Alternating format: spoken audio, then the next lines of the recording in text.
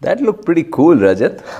That you were looking quite relaxed in the foot soak, but you were looking pretty stressed prior to that. Yeah, that's right. Where did you get that bucket? I mean, that looked like a military grade vessel. It's got a handle, and it's actually perfect for foot soaking. Wow. You know, I probably found the foot soak, somebody had told me about it about 20 years ago. Really? And I wish I took it seriously. Yeah. Because I didn't. Of course, you know, like so many different things in life, when I found that, I should have been a little more diligent. Now, 20 years later, I realized that the foot soak is so relaxing. Yeah, right. Wow. It's really one of the most fundamental tools I use personally day to day, just as like a daily routine, just like showering. You're a smarter guy than I am, and I have to say, when I found the foot soak, that was in college. Yeah. And I may have tried it once or twice, and I found one of these plastic buckets. You know, this is probably more accessible than your military grade version of the same. And so, what do you use? Do you use cold water or do you use warm water? What suits you? Yeah, so it depends on the day. So like say I'm having a really busy day, I've been working quite hard, such as early in the video you saw, I'd use a cold foot soak just because it's so much more relaxing and easier to get rid of stuff. Well, in this heat of Sydney, I can imagine that just a cold water foot soak is probably the most prescriptive approach. For most people, yes. For most people. Yeah. But I guess I have to say that there are certain times when I'm just feeling like I'm in a fuzz. I'm just feeling very lethargic, not getting that drive, the energy to get up and get going. Yep. And those times, that warm water foot soak does seem to help. For sure. It's definitely great either time. You know, you can change the temperature up depending on what you're feeling. Yeah, it's so remarkable that we live in our thoughts, right? That I think somebody had once mentioned cogito ergo sum or something along those lines, and we are what we think, or we are what we think about. Yeah. And I'm sure I'm not getting my Latin right, but we get so wrapped up in our thoughts that it's really difficult to separate ourselves Yeah. from the thoughts. Yeah. And that is fundamental to a lot of the stress that we experience, right? We need gratification of what we want in about 0.03 seconds or less. That's right. With I the mean, mobile phones I'll give you an nowadays. example. Today, I had gone to the beach and it was just so insanely crowded. I had to drop off the family. I had to find a parking spot. And it's like vultures. You find one parking spot and you've got 15 people lining up and honking and trying That's to right. get that. And The attention is very to this, to that, very quickly. It's. I thought that technology would make a difference. Someone had probably mentioned that technology was going to be the solution to all our problems, and we had have stressful, utopian lives. Yeah. And here we are. We're probably more stressed than we've ever been as a civilization. Completely sitting down at a desk all day, just our eyes glued to our screens. On our break, we're on our phone, and you know what? It can't be that great for you. No. I mean, I'm now married, 2 kids later, balancing all those different elements in life. It's a challenge sometimes. And speaking of elements, what about the salt? Where does the salt come from? I mean, do we need to use salt, or can we use something else? Or Yeah. So the whole idea about the foot soak is to simulate a experience like the ocean would have. So as in, you'd go to the beach. I get that. And I you love put that. your feet in the beach, and how relaxed do you normally feel after that? And because the ocean has this capacity to clear out any stress we have, so we simulate that with a lot of salt, like as salty water would be. And just basically that's the reason. Wow. I mean, now that you mention it, it strikes me that, this was probably during my college days, and I had attended a Sahaja Yoga meditation seminar. Yep. And this was at a med school. And obviously, these med school students are really smart. Somebody raises the question that this seems like, I think the process they mentioned was osmosis. Right. There is this transfer of ions between 2 liquids or fluids at different ion densities. And that's what is being simulated as we sit down in salty water, because the human body is also, to some extent, salty water. Right. So the salt water really does make sense. Okay. And it certainly helps you relax. I mean, I know I've fallen asleep so many times trying to do the foot soak. Really? Yep. Yeah. It definitely, as you were saying earlier, it really brings you back to your true self in a way. After a long day of whatever work you're involved with, you definitely get back to your true self after getting rid of the stress throughout the day. And it's like a power rinse. We should just call it the power rinse. The power rinse is really the power rinse for the inner self. Exactly. Got a nice ring to it. Yeah. So how did you find Sahaja Yoga? So I actually found it about 1.5 years ago at university. There was a stall at orientation weeks. Oh, okay. And I just found out through that, and I couldn't question it. I couldn't find a flaw with the teachings, and for me personally, it resonated. And from then on, it just had such a remarkable impact on every aspect of my life that I just have to continue. Yeah, it sounds very similar. I mean, I'm going back about 20 years from when I found Sahaja Yoga. Yeah. And there was a friend of mine. He was one of those people. He was kind of perpetually in a state of agitation. Right. He was agitated, and he would really help get you agitated as well. But he was a really good friend of mine. And I noticed we both did really badly in our first year.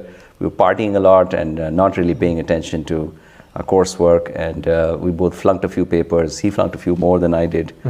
And he didn't come back for the second semester. And he comes back and he tells me that, hey, I've started this form of meditation. Oh, he's the one that brought it to you. Yeah, so he told me that, I'm meditating. And I found that so incredibly zany that this guy, he's meditating. what even is that?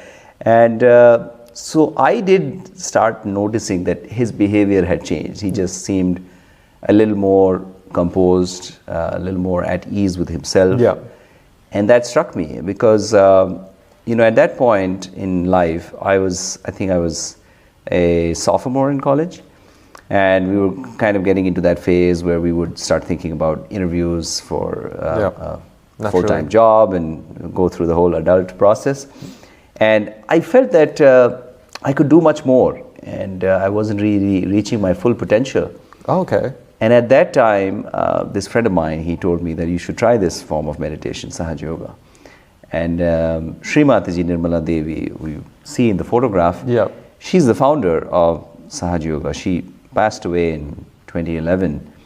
But when I found Sahaja Yoga, she was touring all over the world. Right. And she happened to be the town where I went to college.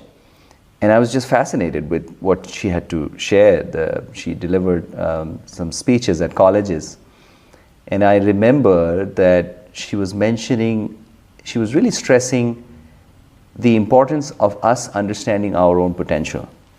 That we have this incredible reservoir of potential. Right, yeah. Every man, woman, or child. You know, we talk about being a universal band of brothers and being one world, but there's so many differences that separate us, right? We're so very tribal in so many different ways.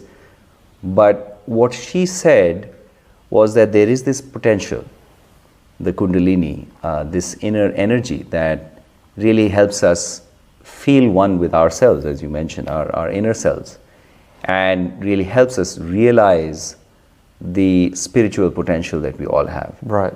And just as you experienced, I felt that was the unlock. It was a door opening to a world of new potential that I was looking for. Yeah. And I have to admit that I wasn't very diligent with the foot soak when I first found Sahaja Yoga, and I should have been. I really should have been. But despite that, I started noticing positive changes. They came in different shapes and sizes. Naturally. Kind of like that Forrest Gump story, life's like a box of chocolates. Right. I found these little candies and chocolates along the way that were really endearing, enticing, and interesting. Yeah, do you mind naming some? What did you find? Well, for starters, I found that I was doing a lot better at college. Yeah, I can attest to that too. I went to an engineering program, and we would like to say that if you can get through mechanical engineering, the mechanical engineering program, you can probably get through most other endeavors. And it was seeming like that, because my first year was a nightmare. Yeah. But from the time I started meditating, it got a lot better. Right, awesome. And then I think on a broader scale, I started attending some of the speeches and events that she arranged, and I started talking to other practitioners of the meditation. And it was a gradual unraveling of that process. And most importantly, I really felt that drive to discover more about myself and how much more I could do personally at different levels, how much more creative I could be, or if I could be part of something bigger than myself. And that magic started to make sense through meditation. But it all does need, the glue of it all is meditation. Right. And we should probably listen to a few words about how Shri Mataji described the foot soak, because I found that the foot soak is such an enabler for this magical process. Yeah, definitely. Now you put both the hands towards the photograph and feet in the water with a little salt. You can have little hot water, cold water, or warm water according to the need. Suppose you are suffering from cold, better to take a warm water. Put a little salt in. Put your hands towards the photograph. You'll be amazed that the whole trouble will go away into the water.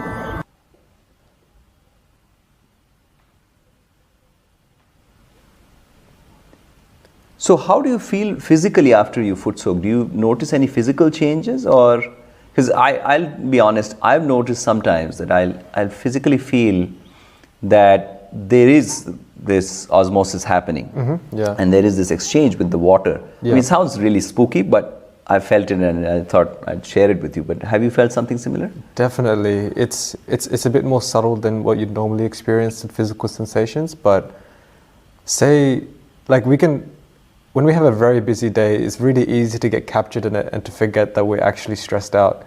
And once you actually get into the foot soak, you can see such a clear transition into your body getting less heavy and more light. And particularly that really shows. And also, say you feel very hot inside, and you know, just the stress can bring some heat inside your body. That clears out through the foot soak. I'd say that's the real, like, tangible effect I can see from the foot soak. Absolutely, and I have to admit that, you know, you and I have had it fairly easy in life in some ways. Yeah. We could say that we're children of privilege in some form or fashion. And there are so many different forms of stress. I mean, I think about the firefighters who have been doing such an incredible job all over Australia. Just imagine, these guys are, men and women are out there facing 200, 300 degrees temperature and working through days and night. I mean, that's real stress. Really is. And that is physical and tangible in so many different ways. Yep. And emotional as well. And if we have this capability, if they have this process to be able to resolve that stress, especially on a long-term basis, if we can use it on a regular basis, yeah, to be able to manage the stress, I think the world would be so much of a better place. And you know, because stress is one of those enemies that kind of lurks, yeah, under the surface, yeah, and we kind of keep it in the closet as long as we can, and then it turns into this snarling beast that, yeah, gets in the way of our productivity, or yeah, in the way of our relationships. I think research has shown that there's probably more than 50% of people have had stressful situations where they're angry with loved ones, but what they don't realize is that it's the stress that is at work. If we allow the stress to build over a period of time, that it can become much more than just a few angry words or someone tossing his or her iPhone over the balcony. You're completely right. I think it's a really common misconception that we might think there's a stressful life and a stress-free life, and there's no in between. But I think that's where that managing stress idea comes, that instead of accumulating this thing day in, day out, we can manage it, we can reduce it, and bring that stress-free life day by day. We get closer to that. Absolutely. So let's take this opportunity. We can spend a few minutes meditating. It's been a great Sunday, and I find no better reason to meditate than to draw conclusion to a beautiful Sunday. Fair so enough. What we can do is we can sit comfortably, and having the hands open is a good idea, because what I find is that the hands really tell a story of how we are doing. So it's kind of a progress report of where things stand, especially when we start to meditate. So if we may be feeling that the hands are warm, they may be tingling, they may be cool. And in the language of Sahaja Yoga meditation, cool is good. Right, that's true. Somebody had probably said cool check, that we do a cool check, and are we cool? And if we're cool, then things are good. But very often we do find that things are not so cool, and we need to evaluate where things stand. So right now, let's take a sense, let's get a rain check of where things stand on our hands. We can close our eyes and just slow things down. Let's just drink in the moment, be present, enjoy the present, and pay attention to ourselves. For a change, instead of seeing or being seen, let's just pay attention to ourselves. How are we breathing? Breathing in, breathing out. Pay attention to the beating of the heart.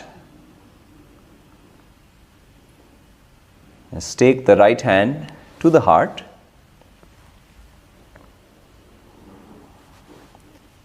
And just feel the beating of this heart.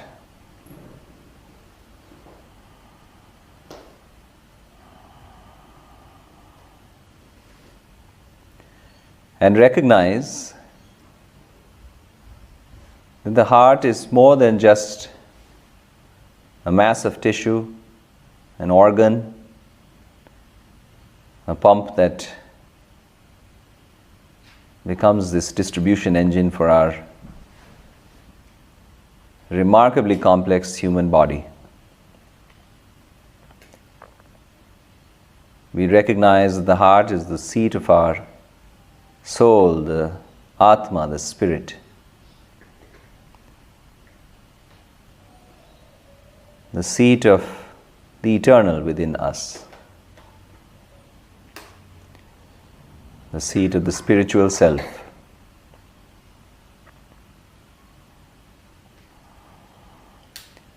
A reflection of the consciousness that is universal, that pervades through every living cell, through the waters of the Pacific, the Atlantic,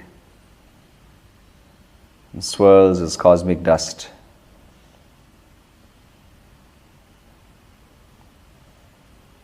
We feel the grandeur of that universal consciousness in our spirit that resides within this heart, lies asleep until we want to know, and I want to know, the true spiritual reality that helps me go beyond this mind, the continuous stream of thoughts, emotions, some bad, some good, some ugly, that allows us to rise beyond this body, this mind, our age, gender, nationality, our demographics.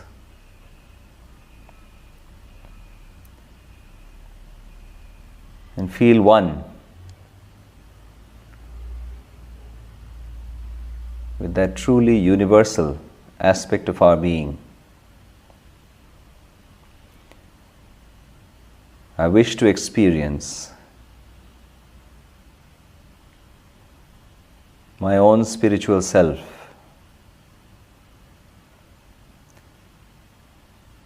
knowing that I am not truly bound by this body, this mind, and all these thoughts that cause me stress and anxiety, sadness, and even depression. I wish to experience the joy of my Atma.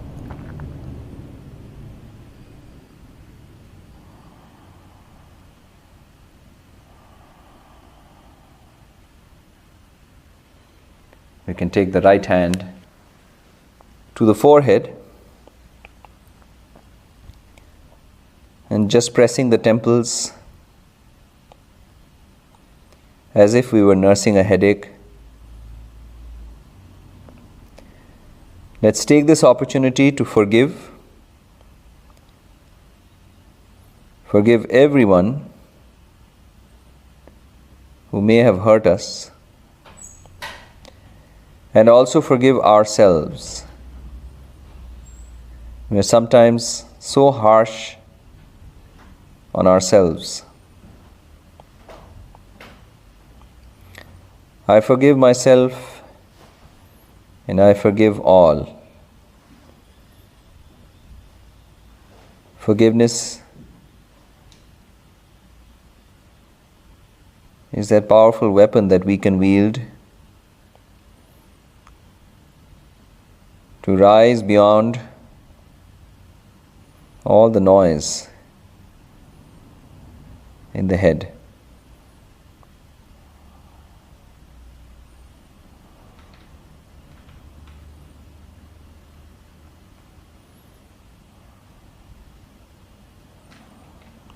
It's not important to remember all those who may have caused us anguish or hurt. But it is important in meditation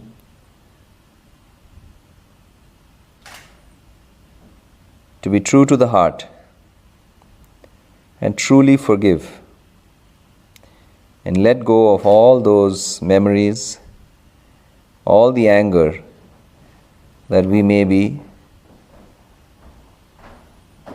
capturing inside us.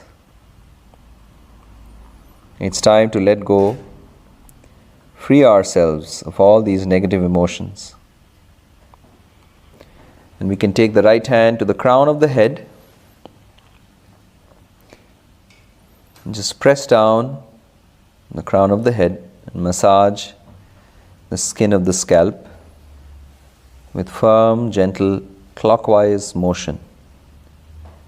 Describe 7 circles that signify the spiral motion of this energy through our being. And we affirm to ourselves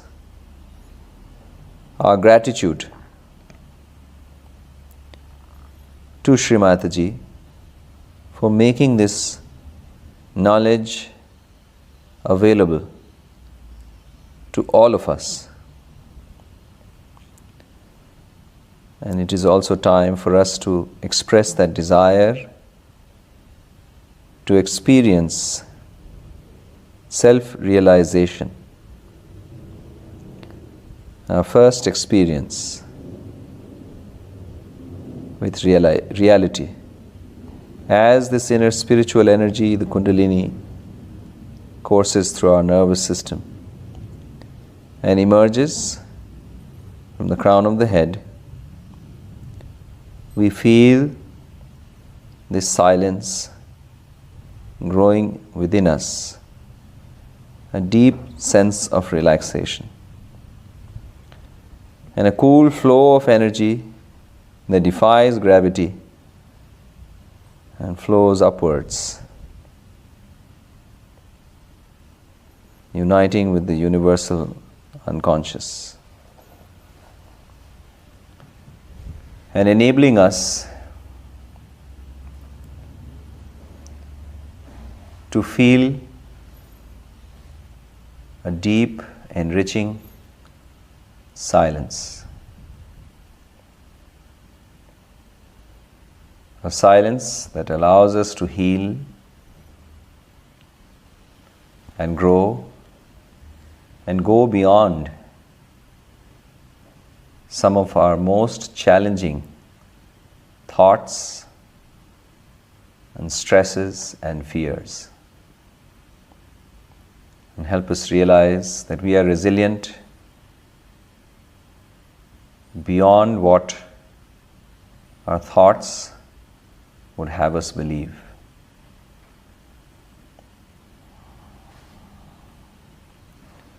We can listen to an excerpt of a speech where Shri Mataji describes the mechanics of stress and how Sahaja Yoga can help us all.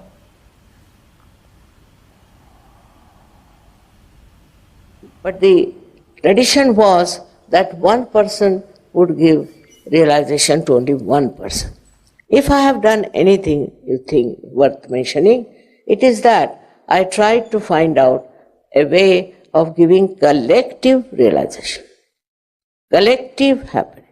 That's what was my humble contribution, and by which I find thousands of people have got their realization. Now, what is the realization? It is that if you see at the base of the spinal cord is a triangular bone called as sacrum. It is called sacrum because it's a sacred bone, and the Greeks knew about it, that it's a sacred bone. And according to our Shastras and also many other prophecies, there resides a power within us, our own power, your own power, called as Kundalini. It's called Kundalini because it is in 3.5 coils. Coils are called Kundal, that's why it is the Kundalini. Now, this power is your own. It's in every human being. And if it is awakened, it passes through 6 centers, piercing through the top of the head, which we call as the Brahmarandre in the Sanskrit language and the fontanelle area in the English language. It passes through that soft bone which was there in the childhood, and you just start feeling the cool breeze coming out of your head and the cool breeze coming onto your fingertips. It happens. It's an experience, and for which you cannot pay. You cannot. I may go on telling you lots of stories, this, that won't work. It has to happen. The Kundalini has to rise and has to pierce through fontanelle area.